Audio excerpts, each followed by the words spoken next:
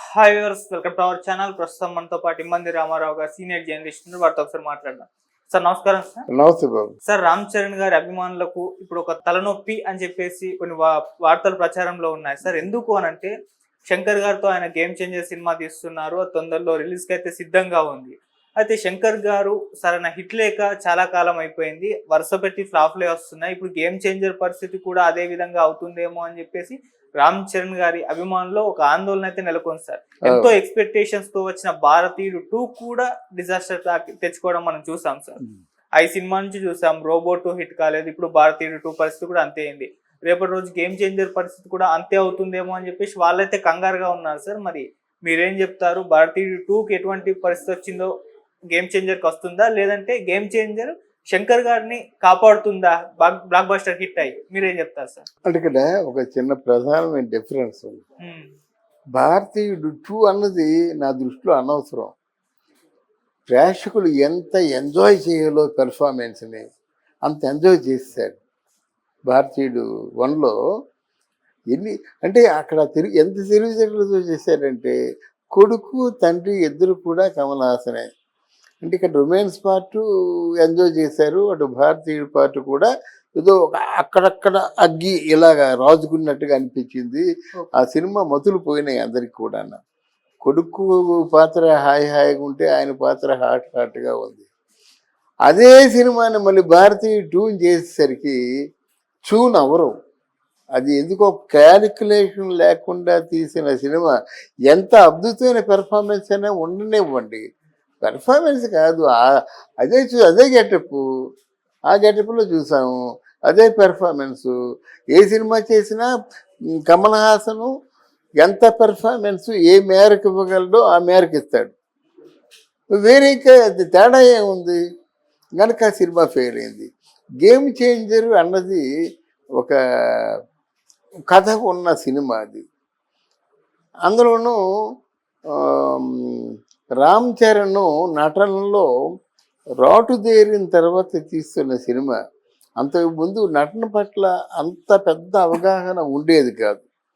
ఓపెన్లీసే అక్కడేంటంటే ఈ రాజమౌళి చేతిలో పడిన వాళ్ళు ఒక శిల్పాల్లా తయారవుతారన్నమాట, చెక్కిన శిల్పాల్లాగా తయారవుతారు. కాబట్టి ఆ రాజమౌళికి జక్కన్న అనే పేరు వచ్చింది. ఆ పేరు ఇచ్చింది రాజీవ్ కనకాల.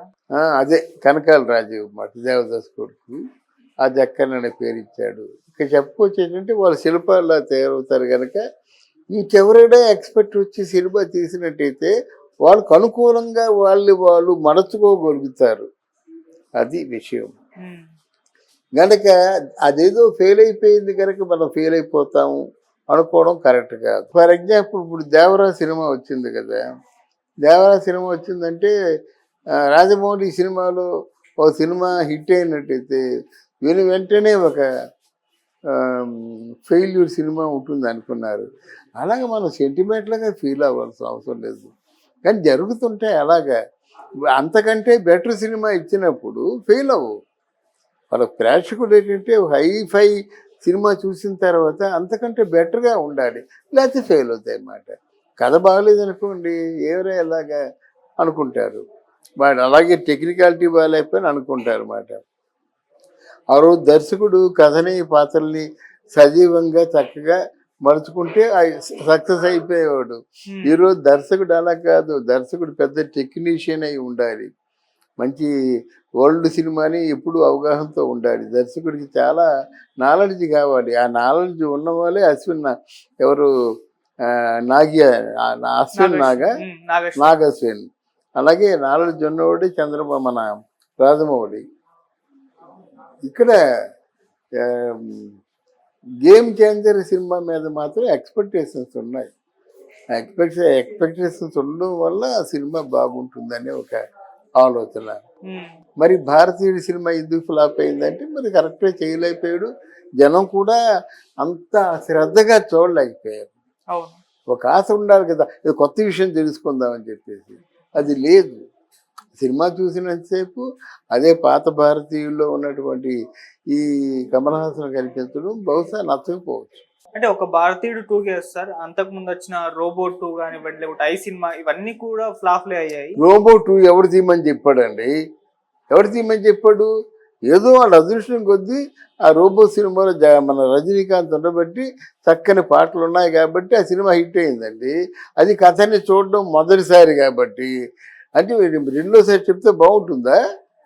బాగుండదు. రెండోసారి చూపించకూడదు సినిమాల్ని. ఇప్పుడు ఏ సినిమా సరే నీకు, ఎందుకంటే కల్కి 1 ఉంది కదా, కల్కి 2 తీయమని చెప్పండి. చెప్పండి కల్కి 2ని. తీస్తున్నారు సార్ ఆల్రెడీ. తీస్తున్నారు. అందరికీ ఆశ ఎక్కువగానే ఉంటుంది. అవును. కానీ ఏదైతే ఫస్ట్ సినిమా చూపించారో రెండో సినిమా ఆ సినిమా కంటే అన్ని విధాల బాగుంటేనే చేస్తారు. కానీ రెండో సినిమా ఎప్పుడు బాగోదు.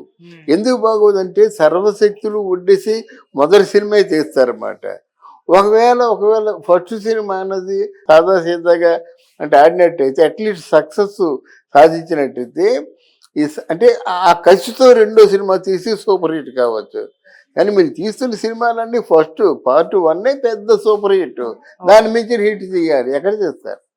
రోబో 2 తీసినా, భారతీయ 2 తీసినా, ఇప్పుడు రేపు పొద్దున కల్కి 2 తీసినా ఈ క్యాలిక్యులేషన్స్ మర్చిపోకూడదు. ఈ దేవరా 2 తీసినా దాంట్లో కొన్ని ప్రాక్టికల్ ప్రాబ్లమ్స్ ఉంటాయి. దీన్ని లాజిక్ అది ఆ మాత్రం మిస్ అయిపోతే అలాగ ఉంది.